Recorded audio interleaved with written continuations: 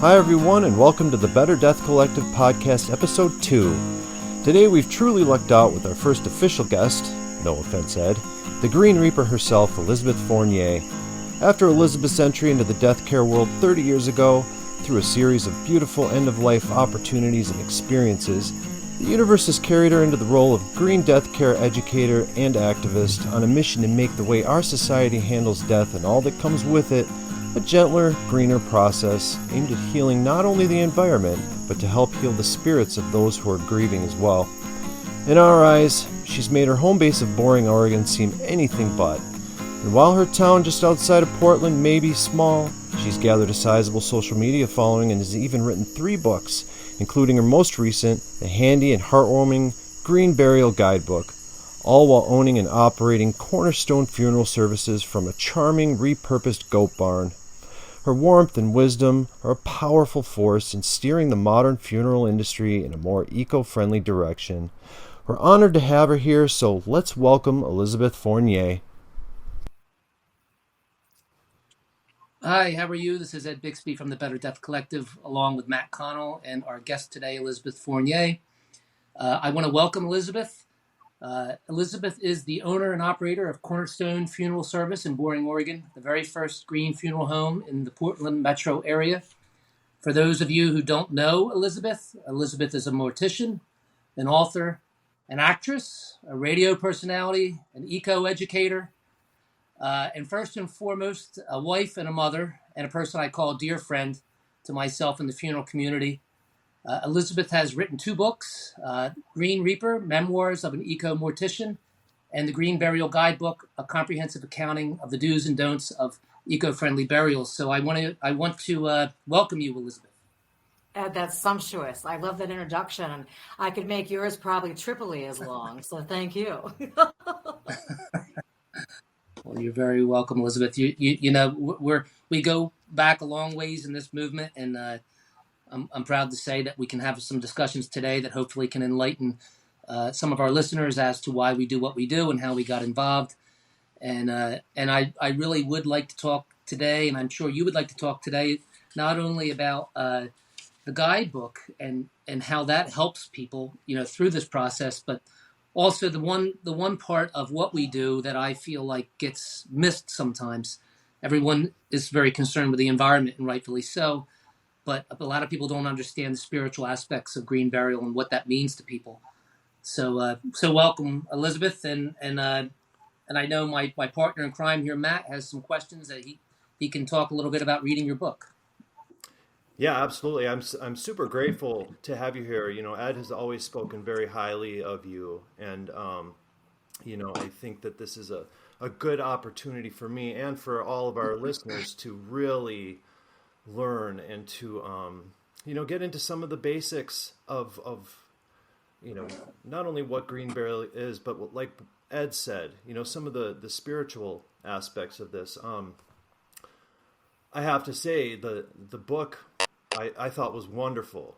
It really came in at a perfect time for me.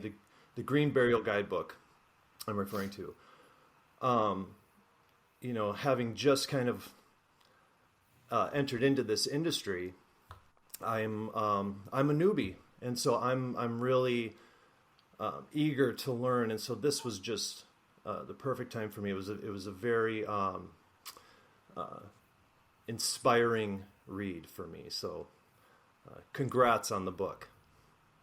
Oh, your kindness is lovely. And you know, the reason why I Ed, myself, us greenies really feel passionate and we do things like speak on interviews and write books and all that is we want to get the information across that it's easy and it's accessible for everybody.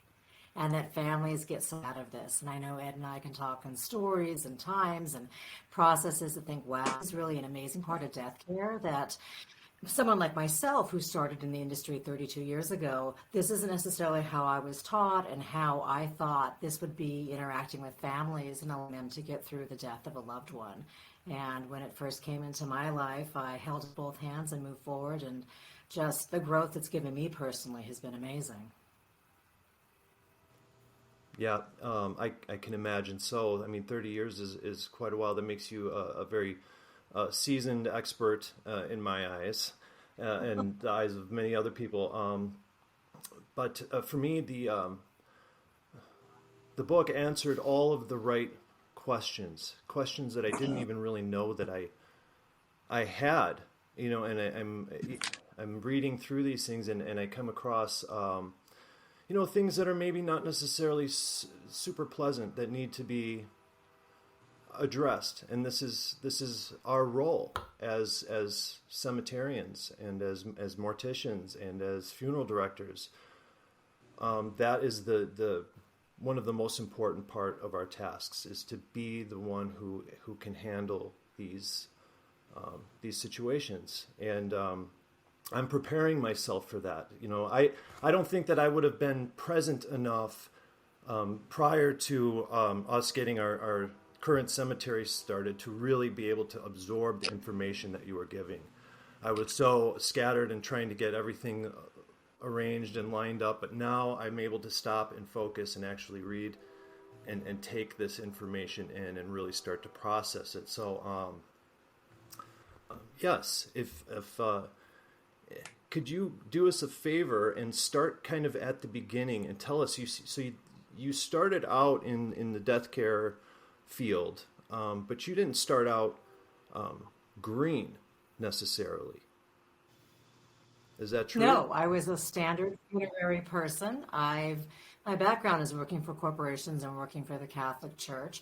And while I loved going to work every day, and I knew it was definitely my calling and where to be, there was something missing. There was something that I thought, I'm giving presentations and I'm upselling families on goods and services, and we're really giving people time schedules, and they're in and they're out. And I thought, it wasn't fulfilling that little girl dream in me of why I thought I'd be here and why I'd be invisibly holding somebody's hand and helping them along.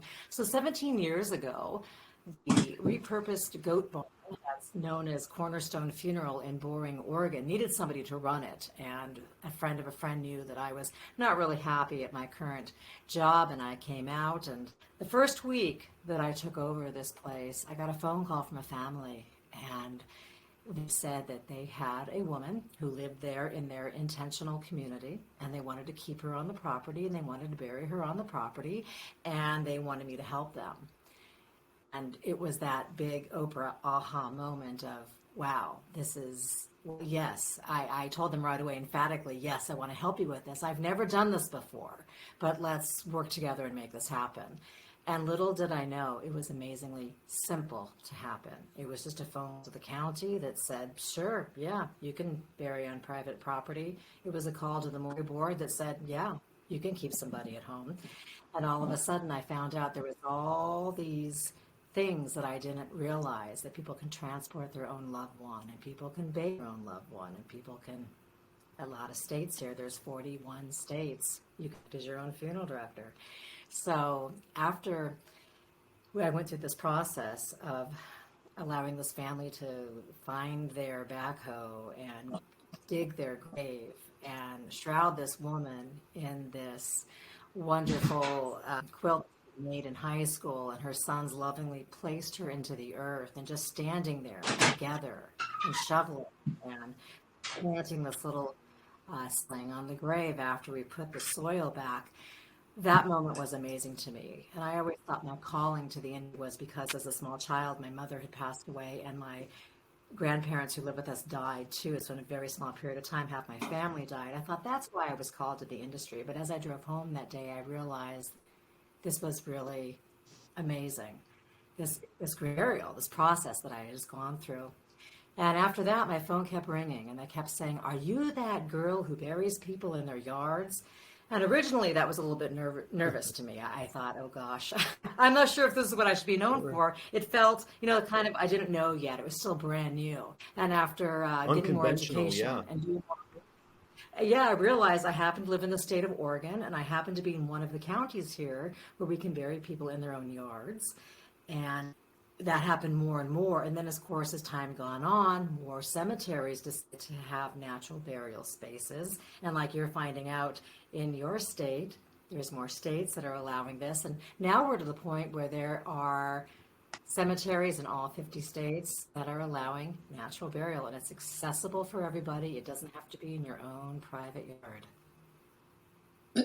Absolutely. And Elizabeth, thank you for that backstory, because it's really interesting to find out how many of the people who are involved in this movement have gotten, have started the journey. And it makes a lot of sense. I've heard the same type of sentiments from others that you've just expressed. The people in the funeral industry want something more, something a little more fulfilling. And just for our listeners, Oregon and the Northwest, for that matter, is kind of the epicenter as far as the thought process is concerned for caring for your loved ones in death. It really is the perfect place, and you were not only in the perfect place, but it was the perfect moment. And things are changing rapidly. Oregon, it's amazing that you can bury on your own land. I think in Vermont you can do so as well. There's probably some other states too, but educating those cemeteries to allow our loved ones to come there. And you mentioned, all 50 states. That's what we do, and that's the most important part of the conversation. Just so I can ask, what was the inspiration, when you did write the guidebook? Was it to inspire others and help them through that process, or what came to you and you said, like, oh, I think I need to do this? It was a beautiful moment that all came together organically. And I was burying people in their yards and then at cemeteries. And then I was getting phone calls from other funeral providers who said, I think this is something you do. I heard you do this. And pretty soon other people were having me write articles, and I was getting interviewed. And finally a publisher came along and said, are you able to put something together and make a handbook or something? And I thought, absolutely. And yeah, just like Ed, when the iron strikes, it's hot and we jump. And so it was there. And I thought, yeah, this is an opportunity. It's been untapped. I'm really happy to do it. So it's been really rewarding to be able to put research together in one place, allow people to have something. I guess I could have done it on a website, or I could have done it on a blog, but putting it in a book gets it in more people's hands. And I encourage people, don't buy a brand one. Get it from the library. Get it used. There's no reason to, recreate the wheel after all. So ask your current library just to go ahead and check it out. But there's a lot of great resources. There's a lot of people nowadays. If you look at TikTok, if you look at Instagram, a lot of people are going green. A lot of providers, a lot of end-of-life doulas. There's a lot of individuals with their hand in the pot here, trying to get the information out and being involved. And would you believe we have a national cemetery here in Portland that takes care of green burial? And you know why that is? You ask and you shall receive. We just kept calling saying, hey, this family wants to be buried without a grave liner. What do you think? What do you think? So it's just a good pushing and going. And now where I am, and I'm 20 miles outside of Portland, but in my area and into Portland, there's near 15 cemeteries that either allow natural burial or they'll allow partial burial, where you can turn the vault upside down. But that's pretty amazing. And of course, that's one way I got to know wonderful Ed, was because he has a hybrid cemetery here. Working with him and seeing what he's developing, he's doing, of course, with you too, Matt. So we all collectively get together, and it really becomes this major green brain trust. Absolutely. And Elizabeth, like you mentioned, with the National Cemetery, I can tell the viewers this, and everyone should listen, that, I went down to Washington, D.C. and met with the VA concerning creating these spaces. And what I was told was that they will absolutely design this into new projects. But what people don't understand is that once they hand over this project to the community, it no longer is within their hands. So you're absolutely right. You do have to go directly to them and request it and ask it. And, what I learned a very long time ago, and I know Elizabeth has as well, is that no matter how large or small the group of people may be, as long as they're hearing your voice, that means you might be making a difference. So, you can't sit back and just wish it. You have to actually go out and do it. So I appreciate that, Elizabeth. I know what you've done up in the Portland area and what you've done nationwide to inspire people. it's really important. And I think one of the big things that people don't remember about this process, and I'd love to hear some stories from you, is exactly what this means to the family. I mean, we know what it means to the environment, but what does this mean to the family, and what their experience may be? Because you and I both know that the beautiful thing about a natural burial is it's a journey. It's a journey with the people that you're involved with, the family, and you never forget that journey. So, if you wouldn't mind sharing your perspective as to, what you feel it means, to the families and healing and spiritually and all that. You're right. There's an incredible intimacy that happens, and it also allows me to get to know a lot more too. I'm spending a lot more time with them. Just Saturday, just last weekend here, there was a younger woman who passed away, and she had three younger sisters, and they really were having a hard time. So they had come to the parlor, and they had material that they wanted to shroud her with. So they took their time and lovingly changed clothing, dressed her, spent the time with her, talked with her, shrouded her, wrapped her. We put her into my vehicle. They followed me the 2 hours to a cemetery in a different state. And it was like when we got to the grave space, they were able to bring her from my vehicle onto a cart. They had her into the grave space. One person was inside and took the time to lower her in. Just sat there. They sat around in a circle along with her children and just could talk, and they could touch the oil, and they could smell how fragrant things are.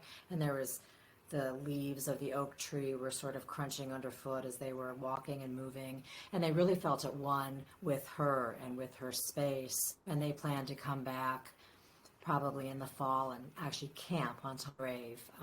This happens to be Herland Forest in Waukeikis, Washington, and that proprietor allows people to actually camp if they have somebody who is a steward, loved one there. So think how personal and intimate that is. Think how hands-on and how there were no barriers. They were able to put the leaves and the natural earth back. They were able to touch everything and be a part of everything. And this helped them with that healing process. It wasn't a matter of handing sister off to me and me saying, okay, well, we'll see you at the cemetery, and me doing everything and Terry doing everything, and them standing there and deciding, well, I guess we've spent our 15 minutes, we need to go home now. There was a welcoming of them taking their time and really working through, and afterwards they had a picnic, and it was great. And I notice a lot of natural burials take a lot more time because there's a lot more, and that's just one of many stories of families really feeling like, I think I'm going to be okay, and I think she's going to be okay, because this is what she would have wanted. We would have all sat in a circle and ate our food, and we would have all kind of played with the flowers on the ground while we were having a conversation. This really feels like Sarah, and I think I'm going to be okay with this. So to receive their hugs as we were leaving and have that knowing that they really got what they believed she deserved was just really lovely. That's so. Oh, sorry, Ed. I just wanted to expand on that a little bit. Do you think that it's has the funeral industry itself kind of pulled us away from that spiritual connection to the process? Is it a matter of efficiency? Was it accidental? Was it intentional? Is it a matter of what is behind that? And I imagine it's like steering a battleship, when when you're within the funeral industry and they've got a certain set of ways, and it's across the nation, to try and get back to that is not as simple as it sounds, it seems.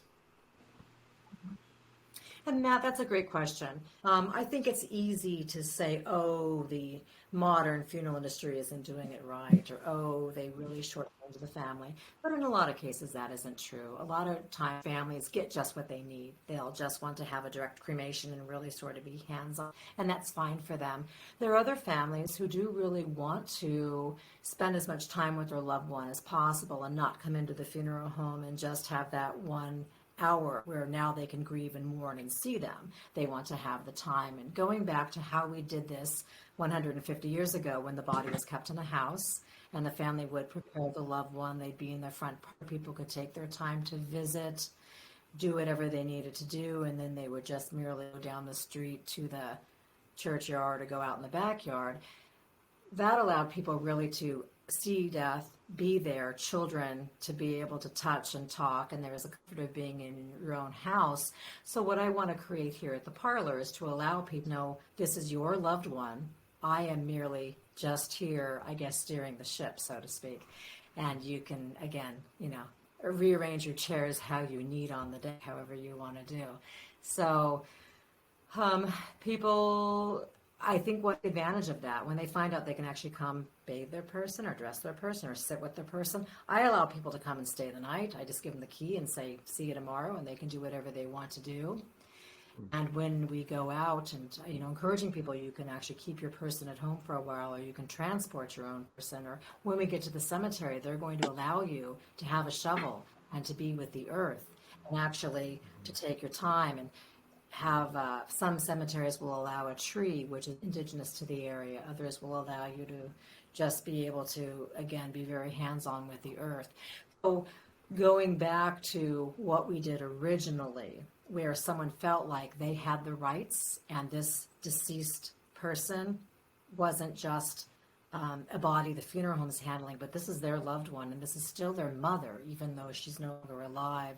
And I can actually help my mother get to the graveyard, I think is a huge peace of mind for people. And now, with the baby boomers being where they are, the people born between 1946 and 1964, the people who decided to create their own birth plan and bring those recycled cans back to the store and wear their Birkenstocks and no plastic bags, those people walk a green life, and a lot of them want to have a green death. So that's really what we're looking at when Ed and I are talking about green burial in the future. It's the idea of this is really in the zeitgeist and people are excited about it, but a lot of the reason why is those real forward-thinking individuals are now facing their own demise, or if not making the plans for their parents, looking at what their future is going to look like. And I think a lot of them going out green and literally giving themselves as the green back to the earth is very attractive to them. Absolutely, Elizabeth. And what I'd like to make a little comment, about what you were just speaking of. The one thing that we have to understand, and the beautiful thing about living in America is that, everything's freedom of choice. And as a funeral provider, you have to respect people's choices. Most certainly, people, need to make educated choices, but that's up to them to make those choices. And we're here just to give them options. So the most critical thing, we need to do is be able to provide those options to the families. What I can tell you is my personal experience with funeral directors and morticians is they're some of the most wonderful people in the world, and people don't understand that because they are there for people at the hardest time of their life, and they guide them through that process. Sometimes it's more difficult depending on what situation you're in when it comes to who you work for or who you don't work for, to have something maybe on a price list, but that doesn't mean that the funeral home will not give you that if you ask for it. So it really just comes down to you saying to them, this is what I would like, and the funeral director will do everything in their power to give that to you. So don't ever be afraid to ask for an option, whether it be, natural organic reduction, aquamation. There's a lot of things, eco-friendly funeral options that are coming out that I'd like Elizabeth to touch on a little bit, but also even a traditional funeral. If that's what that individual wanted, I would never have any right to disparage or take that away from them.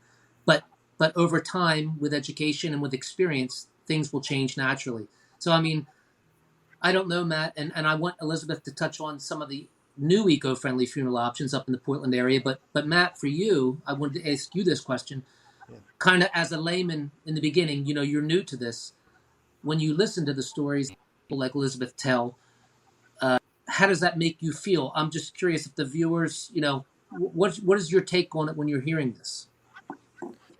It really gives me a strong sense of community because I feel like I have a lot of these emotions in common with you guys. When I Personally, I needed a way to kind of heal myself, my soul, my own soul, things that I had been through, trauma. I'd struggled with addiction, and I just kind of climbed out of that and ended up climbing the ladder straight into a cubicle. So, which wasn't working for me. It wasn't helping me heal. And so, that's when I came across, Ed, it was your video. And it was, the angels singing, the lights beaming through the window. And it was, without even realizing it in my subconscious, it was those types of stories that I wanted to have myself.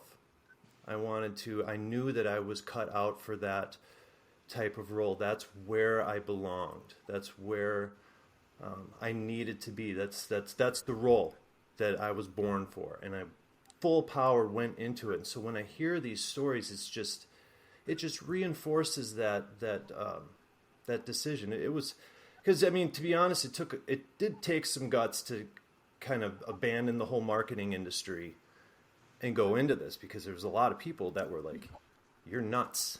You're absolutely, what are you talking about? This is crazy. You're not." I still get that from people very close to me, and I just have to power through that. And it's hearing those kinds of stories that allows me to stay focused, and it allows me to kind of put that aside a little bit. It's like,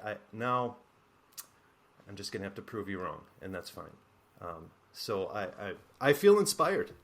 Well, and that's the short answer.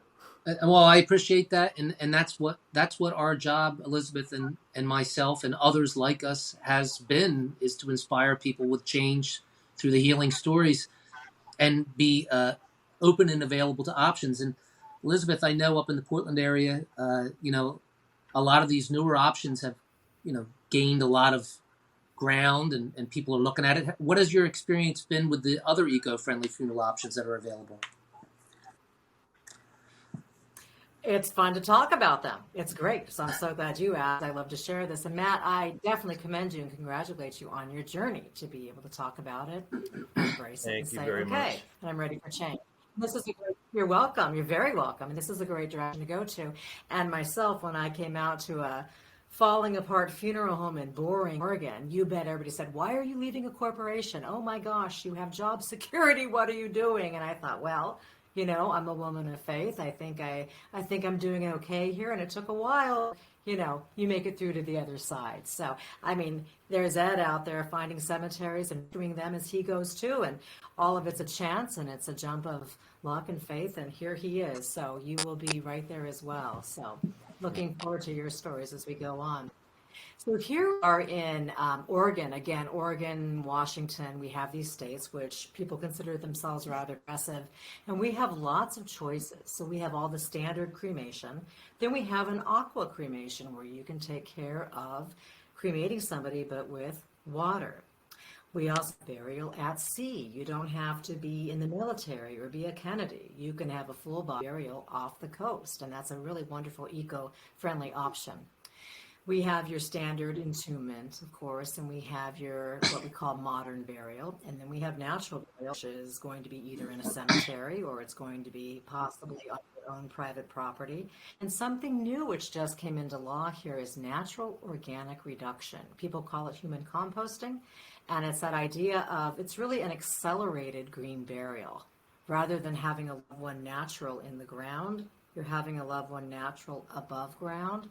And after they break down, you're going to have about a cubic ton of compost, and a family can take that home. And that's really exciting for them, because there's a lot of states where you cannot bury your loved one on private property. For instance, the state right above Oregon is Washington, right below us is California, and they have the ruling where you can't have somebody on private property. So you can get around that, where if you're going to have that compost, you can bring it home and you can put that in your yard, or you can decide to plant a tree and have that compost mulch help that. You can put that in your flower garden, things like that, or you can donate it someplace and they can do whatever they're going to do with it. So again, it's a brand new process. We have 4 states now that have legalized it. We have 4 facilities up and running in Washington. We have 1 in Colorado. Oregon and Vermont have it legal at the moment, but no one has a facility up. So that's something that's coming about. But 5 years from now, there's going to be yet another natural option because people are excited, people are thinking about things, and ultimately people are trying to provide options for families. On the West Coast, we are at 8% cremation. People decide, I want to be inexpensive, I don't have a family cemetery, I just want to go ahead and do that. For the longest time, people were using cremation as what they thought was the eco-friendly option. Rather than buying the grave base and burying the metal casket, oh, I'll just be cremated and I'll be set free in the wind and I'll go ahead and that will be eco-friendly. But as we've learned, and as the Green Burial Council has done wonderful research on, we've learned that cremains high in salt, aren't biodegradable, they don't grow mama's rose bush, all those sort of things like that. So we're realizing there's some other options. So green burial just tends to be across the board easy. Like Ed likes to say, all you need is a shovel. And that really is it. You can, any cemetery can just say, we can do this. And what I implore people to do who come to see me who say, well, you know, there's this little tiny cemetery that my family uses, or I want to use this cemetery, I say, call them up and don't ask, do you do green burial? Because they probably don't know what you're talking about. Call them and ask and say, can I bury my person without a grave liner? Without that concrete box, without that. And most of these tiny little cemeteries are probably thrilled that you're even buying a grave and that they're even having any business. So most of them, maybe their board had a rule that said this is what we had to do. Well, you can ask nicely, right? You can say, do I have to do this? Is it necessary? And most of them say, I get this is just how we've done it. This is just what we do. But, you know, rule change. And just with a little bit of education and some kindness. And again, people asking, what do they say about sales? It's the 7th time you ask, you get the sale. I'm very much not a salesperson, so I'm probably botching that. But if you just keep asking, you shall receive. And that's how we were with some of the cemeteries around here. Well, this family would really like to come. What do you think about maybe putting the grave liner upside down? What do you think about that? When my father died a couple years ago, he is a very devout Catholic, and he loved all of this. I had done my memoir, and he was in his nursing home with dementia, watching me on TV and getting excited. And then I had written the Green Burial Guidebook while he was passing away, and he'd see me editing and writing. And that's what he wanted to do. He said, Liz, that sounds good. Give me that. Sign me up for that. So even though we were in the cathedral downtown Portland and the Monsignor was giving the prayers and it was this big fancy service for him, he still was in a simple wood casket. He wasn't embalmed. He was in a natural, actually the suit he wore to my college graduation 30 years ago, he was wearing that. And we had him out to the Catholic cemetery where my mother's buried, where his parents are buried. But I just talked with the cemetery there and said, what do you think about turning that liner upside down? You still can have the integrity of the cemetery. The diocese will still be happy with your rules, but my daddy gets to have his natural burial. So guess what?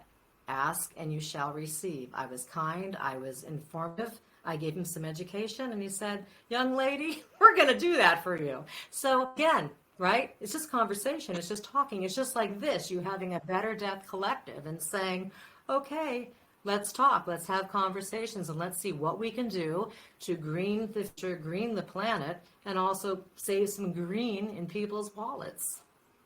Absolutely, Elizabeth. And what I liked about what you just said, and I think for the listeners in particular, I think they have to understand that, you know, you do have to have these open, transparent conversations, and it does have to be done in a friendly fashion. Like, you should never be someone who points the finger at someone and you know, casts a stone at them and says what they're doing is wrong.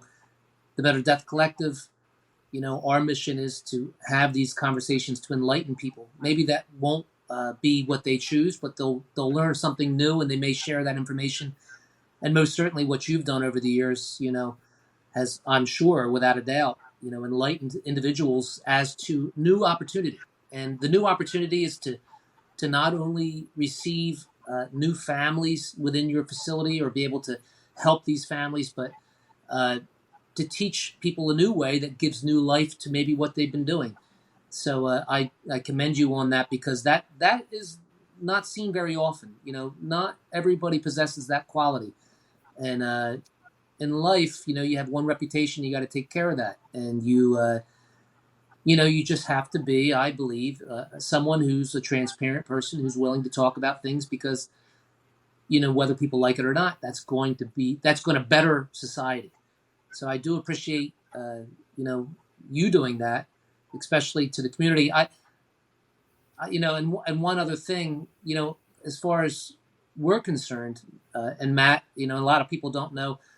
Years ago, when I was trying to expand what I was doing, trying to spread the word through the GBC and by action, Elizabeth had brought me to a beautiful old historic cemetery within metropolitan Portland itself, and it needed help, it needed love, and it was a tall order, believe me. It had a checkered past, but long story short, what we would like to do is inspire people to reclaim these spaces and give the respect and dignity back to the individuals that are interred there, but also the love and understanding and the pride to the community. So I do want to thank Elizabeth publicly here that that Columbian Cemetery may not have been something that many people would have wanted to take on, but it deserved it. And we have to lead by example, and you're leading by example. And I hope that we were able to lead a little bit by example in your community to try to bring a place like that back. So I do thank you for that. Yeah, for paving the way for people Yes, like my me. pleasure. And I love. Yeah, exactly. You don't have to recreate the wheel. There are cemeteries already out there that are fledgling. In this case of the historic Columbian in Portland, it was run by two board members who were extremely tired. They loved the place, but they lived far away from it, and they were just ready to have someone come and breathe love and life into it. So occasionally people say, I want to start a green cemetery. Well, why don't you start with something that is already and go from there? With a green funeral home, you don't have to build it from the ground up. You can actually have a parlor, you can have a practice, you can do anything, and you green it. Just like I talk to families who come in and they'll want to have maybe traditional or a modern burial. They'll want to have whatever they want. And we can talk about shades of green, such as maybe rather than fresh cut flowers, why don't we think about succulents? Because that way you can give them to the family to take home, and then they can have this beautiful low impact, doesn't need a lot of water plant for a long time. Or if we're going to do memorial folders, let's think about maybe recycled paper. How about carpooling? Here we are in the US where it's you go down the way and you see one person per car. What is that? There's like 4 or 5 seats in there, carpooling. Or I'll tell people maybe consider asking people not to bring their one-use Starbucks cup. Just consider it's never going to be fully. We're always going to have somebody in leather shoes or somebody driving diesel or what have you, but it's fine. I think it's a matter of we are humans. We are moving in a great direction. Everyone has their own idea about death because death is so hard. People sometimes don't know what to do. Sometimes they do what family always did, or they look to the funeral or cemetery provider for their guidance. And our job is to invisibly hold their hand, walk them through the process. And like as Ed said before, you take of ethics when you decide you're going to be in this job. And even though that's not something you're going to raise your hand and repeat after anybody, your job is to give the options and leave your agenda at the door. Your job is to say, what's going to work for you? You don't know what you want to do. Here are some things we can do. And of course, learn not to bombard somebody with every single choice because there's lots of choices, but to be able to say, here's some of the things that are out there. And do you want to hear more about any of these? Go from there. Well, in the book, you spoke about shades of green. And I think that's one thing that I think that's great because it gives people a lot more room. I think that this is a process. We are any type of progress when it comes to green burial, in my eyes, is a positive. So with that, though, say for instance somebody is operating a natural burial ground, say in Minnesota, for instance. What is the where is the line? I mean, there have to be exceptions. I have to drive my truck to the property. I have to haul stuff. I have 4-foot tall grass out there that needs to be cleared for trails and stuff like that. To do it with a hand thresher would take a week. I don't have a week. Sometimes I have to do things quickly and efficiently. So how do we find that balance? What do you think is a rule of thumb there to follow? That's a great question. I think it's ultimately we just go easy on ourselves and realize there is a balance, but ultimately it's really rare something is going to be 100% green. And families will say to me, how green can you absolutely get?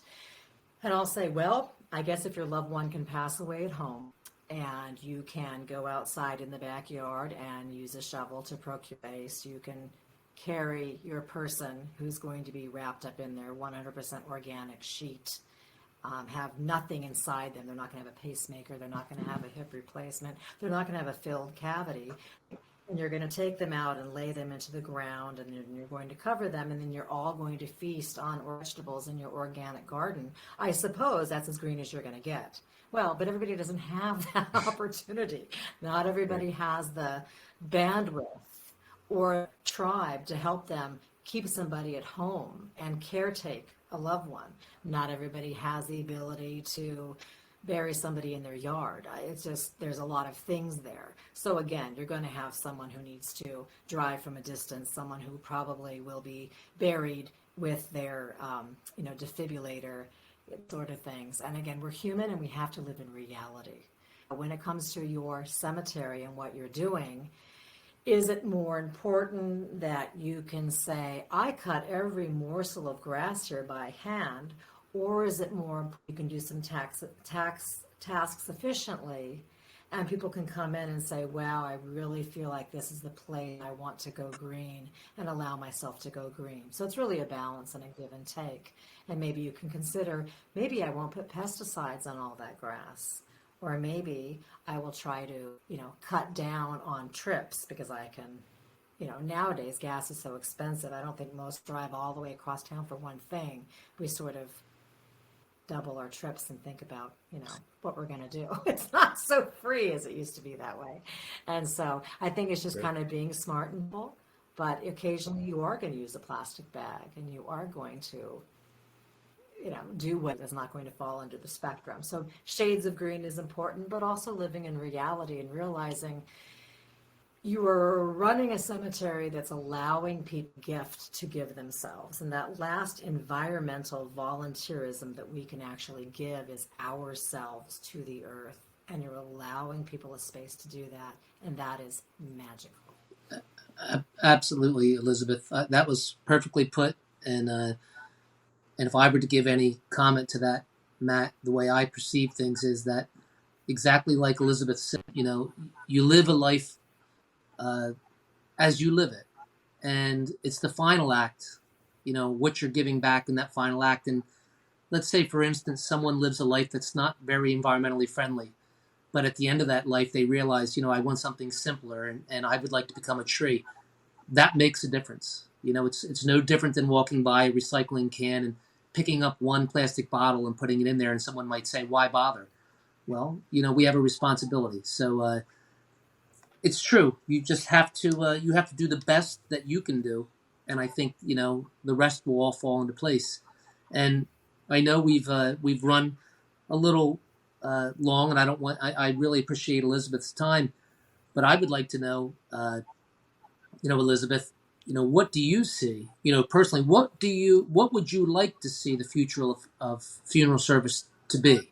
As an eco-educator, as someone who works with the industry and works with the community, what would be, I guess, the perfect scenario for you, to know that maybe after 50 years of providing these types of services, how would you like to see it? I suppose is the best way to put it. I guess the big picture would be I would like our planet to be in better shape. I would like our climate control to be more controlled. I would like green burial to be the norm. I would like to be the choice that we all make and we assume when someone passes away. It's not a matter of burial or cremation. It's, well, where are we going to have our burial? And it's going to be a natural burial. And we're not going to be thinking that a metal casket or a varnished casket, a huge tombstone, is really what we need to do to give back to our loved one. In fact, the giving back and make sure they know we love them is while they're living this life and being with them while they're here. So all those beautiful things about them while they're here to hear that. So that would be my biggest dream there. I would love for people to also be open to it across the board, funeral providers, what have you. People will come to me and say, well, you're the green burial person. I want to have a natural burial. And what I'll tell them is you can go to any funeral home and ask them for a natural burial. Any funeral director can help you. This is not a special license. It's not a special education. There's no continuing education for it. It's merely, again, having it on your general price list and being able to offer it. But anybody can help you do this. So that's the beauty of it. It's not exclusive. This isn't an exclusive club. This is something every human is able to have for themselves. I'll speak at a community center, and sometimes a gentleman of 90 will say, young lady, I don't have a yard. I can't do this green burial thing. And so I think how wonderful he spoke up, because now I'm able to go from there and educate and say, don't have to use your yard. Guess what? And so we talk about all the wonderful places that you can do this. So it's open to everybody. Many faiths, many ethnic backgrounds embrace this. It's just wonderful to me when I can tell people and say, this is something that Jewish persuasion did forever, and this is something that is very Islamic. This is something that Pope Francis loves. So people are on the train, and they're riding the train. I just want the train to be full and not have any empty seats. So we're definitely out of the station, we're down the tracks. Here's hoping we're going all the way across the country.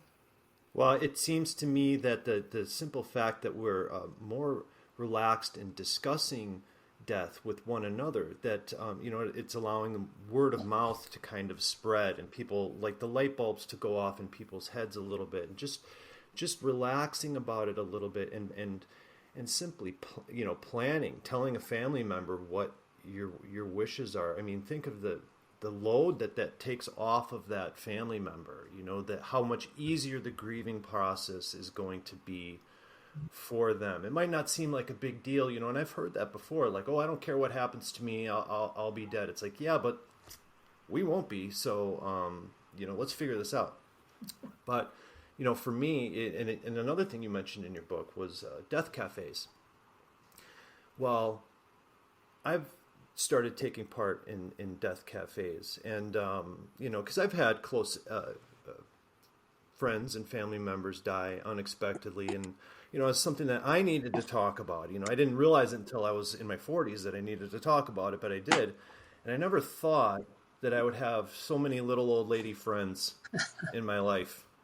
Some of my best friends are like little old ladies, and it's great because we're having this conversation, and it's great where we're connected. They have all the knowledge, actually. They have a lot of knowledge, a lot of wisdom, and generally a lot of compassion. I think that the death cafes kind of draw in the people who are generally very compassionate and gentle types of people. So that's just my observation lately, and maybe that's the silver lining of COVID. All of this fear and, death and doom and gloom. It's like, well, we better talk about this. It's more urgent. And it doesn't have to always be macabre and doesn't always have to be talking about bodies in a physical way that we call them cadavers and corpses. It can be talking in a really loving, compassionate way. And one good thing about the pandemic that happened is so much Zoom is going on now, or all these video conferences where there's so much education you can get in libraries and the community centers. And I tell people, check in with your library, your community center. There is so much, and a lot of it is centered on end-of-life care. That's a huge one from all different aspects of that, but also people can talk to their local people and get whomever, come and talk things, because again, green is the word, and we're spreading. Absolutely. And that's a very good point, Elizabeth. I mean, we here at the Better Death Collective, we're trying to make a point that, this is a conversation that a better life lived leads to a better death, and a celebration of that life that has been lived.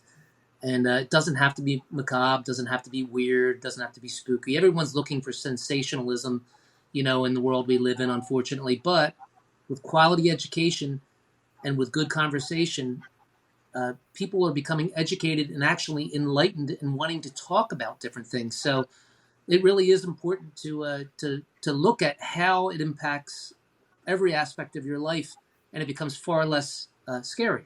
Because at the end of the day, that's one thing that we absolutely cannot avoid, and it's one thing that we all as human beings share in common. We will all die, but that doesn't mean it's over or the end. Maybe we'll be something else. Who knows? But, we really appreciate you taking the time today to come on and speak to our listeners, because, we really want people who have hands-on experience and who really understand the language to be able to convey a good message. And what I'd like to know, before we wrap things up is, what's next for Elizabeth Fournier? What's on the horizon? I'm sure you and I are similar. You never know where I'm going to be, but I feel the same way. You're an author. You've done so many great things. What do you have coming up? Do you have anything good that you'd like to share? Yeah, so I've written a children's book, and it's never called until it's actually getting published. So let's just say I have a manuscript, and I had a original agent went and shopped it around a bit, and kids are ready for death books, but this is a bit one step further, and it's ultimately burying grandma in the garden, and it's very gentle. It's kind of deflected when the child's talking about the flowers and all these things, and it's really, I think it's written very lovely, but she wasn't able to find publisher to open yet. So after she shopped it around, of course, just like you, Ed, I'm a go. I had an agent I went and got, and she's in the middle of doing that as well and looking for it. So who knows? Hopefully, Grandma's burial garden will be coming out. We will see, but nonetheless, it's just getting the message out, and I would love children to be able to talk about natural burial. It's not scary, and if you spend all your time in the garden with flowers and Grandma passes away, isn't her garden grave a beautiful place to be?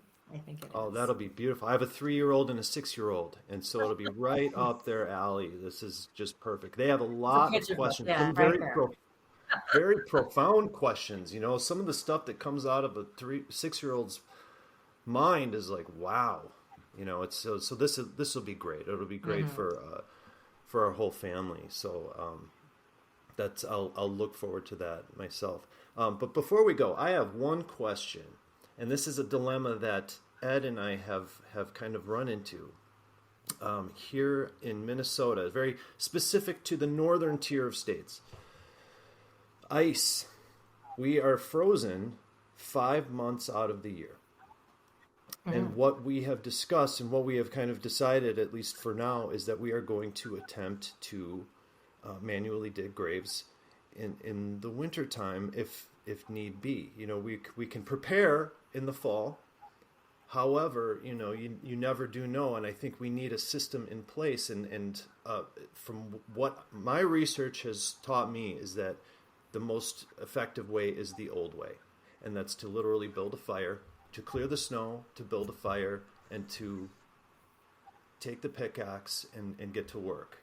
Am I totally naive to think that this is going to work, or is it, or if there's the will, is there a way?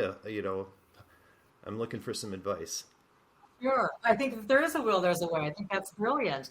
You possibly can help your son step further, and can you pre-dug a bunch of these in the fall, backfill them with wood chips, and then have that soil loosened as it is. So it's just a matter of moving the material. Not sure if you're going to have to cover anything with plywood or a tarp, or, and I don't live in a place that has that type of colder tundra or has that much snowfall. So out of my limited educational perspective, pre-digging might give you a leg up. Absolutely. And Matt, there's a famous Frank Sinatra song, and it's about an ant moving a rubber tree plant. So just play that while you're digging that grave, because you're going to need it. Okay. Hey, I love Sinatra. I've probably heard that song once or twice. But not even knowing Oh, it. yeah. Well, Yeah. But yeah, no, Those that high hopes.